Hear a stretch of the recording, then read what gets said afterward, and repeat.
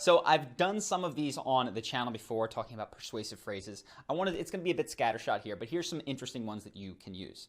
First off, have you considered? If you're ever with a gatekeeper and they're saying that you can't do this, or you're talking to someone, they can't see things your way, have you considered is a very gentle way to put an idea into their head. What's going on here is that before we can accept a new mode of behavior, we have to first envision it in our brains. And really, that's where a lot of us draw the line, is we can't even think of something. So gently saying, have you considered? Or are you curious about? Or can you imagine? Just allowing them that first step of visualizing it in their head often takes you much closer to the end goal of having them move in a particular direction. Another one very similar to this is, have you ever made an exception? Again, you're talking to someone, policy says that you can't do this because of this. They're just in the mode of a gatekeeper, whether this is someone you're asking for money for college admissions, you're trying to get on an airplane, they're saying, no, you can't come into this particular area. You just say, I understand, have you ever made an exception? And you're at the end of your rope, you might as well, because what happens is then they have to go in their brain and think, did I let my friend in? Did I do this once? Is there actually a back door to this policy? And again, you're simply getting them to imagine a circumstance where that might work through. You're not banging down the front door, you're going to the back door. Another one that works very well in conjunction with this, as well as separate, is, if I were in your position, I'd feel the same exact way. So when you come to someone and you're met with strong opposition, oftentimes this person is what they call a disagreeer, right? You say black, they say white. This is their mode of interacting in the world. They come with a strong position against yours. So when you say, if I were in your position, I'd feel the same exact way, the first thing they want to do is, well, I don't feel that way. I would feel this way, right? So they're going to disagree with you. You're also, even if they're not a disagreeer, you're pacing their reality. You are showing them that you understand, or at least are purporting to understand, the pressures on their life and the reasons that they might think the things that they think. But of course, you have a different perspective. So you're going, you know what, if I had your facts and your information, I'd feel the same exact way. Have you considered, though? And then you lead into this new thing, and that's a very nice way of pacing their reality, saying, I see what you see. It makes total sense, and you're not wrong. That's huge. You're not wrong is huge.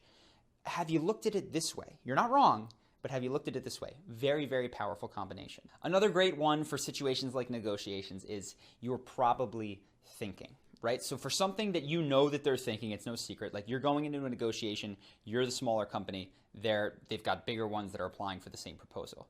And you're speaking to the client, you go, listen, you're probably thinking that we're too small to do this. We haven't, had a client of this size in the past. Of course, you're saying this if you're very confident this is what they think. So you're probably thinking this is the case. And if I were in your position, I'd feel the exact same way. Very, very powerful combo. You're showing them that you understand them. And really, when people are making decisions, they want people that they feel get them, because when they feel like you get them, they feel like you're going to work toward their interests, and of course you should do that. Another idea that works extremely well is basically the phrase is, I am not interested in this if you're not totally stoked on it. Now, I say the words totally stoked. If you're in a business environment, you can adjust that, say if this isn't a win-win for you, but do something that is punchy. I like stoked because that's a word that I say. But when you're talking to someone, you're communicating, look, I'm genuinely not interested in doing this unless you are absolutely ready to do this. I've heard people talk about this in terms of dating. They look like, I don't want to marry anybody unless they are rushing down the aisle with me. They don't need to say this to their partner, but when they say this early on in a dating context, right, within a few dates or something like that, it lets the other person know that I'm never going to pressure you to do this. I want you to be super excited. It makes them feel like they can open up, be closer to that person, like they're more likely to like them. Another idea that is very similar to this is saying, look, no pressure. Either way is fine. People hate feeling pressured. Does it work in sales situations sometimes? Yes, right? There's fake scarcity all the time. Buy now, limited time offers, scrolling things on all different kinds of websites telling you that you don't have enough time to buy this thing, and then you check back the next day and guess what?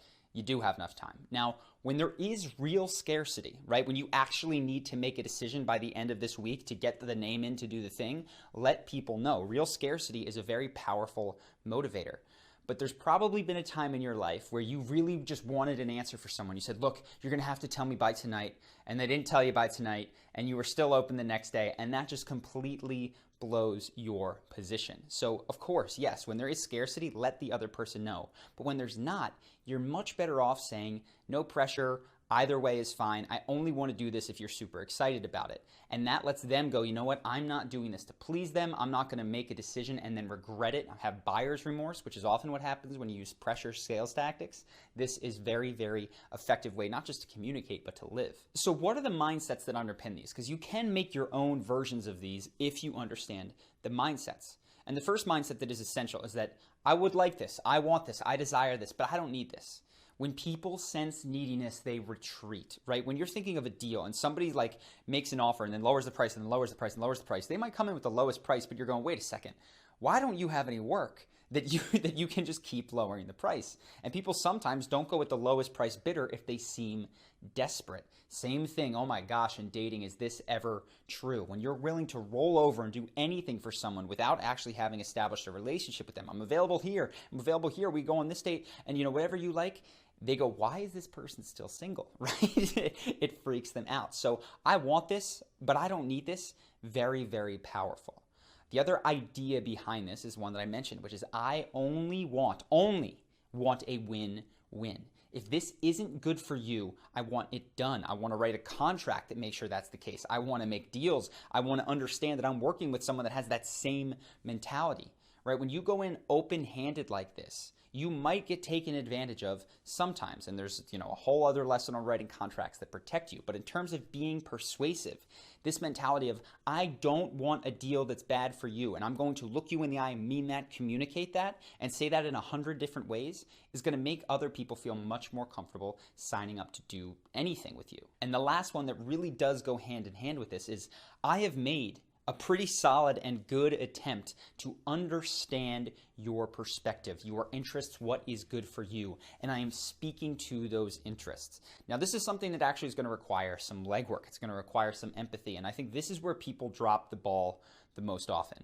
because they think of things in their perspective. This is good because, I'm going to make money and you're going to make money. People often talk to me when they're trying to do a deal in these terms. They'll say, look, we could sell this, we could discount this, we could do this, we could make this much money next month. And I'm going, you haven't read anything or watched my videos. Like, I've talked about, this is not the way that I want to do business. I'm not trying to make a quick buck. If this is how you're and what matters to you, you need to speak in a way that matters to me. So instead say, look, this is going to be good for the long term. This is going to be good for your customers. They're going to be happy with this. You're not going to get complaints. But I get a lot of marketers out there that just try to sell me things that will earn a lot of money in 30 days. They haven't made an attempt to understand my interests. They get written off very, very quickly.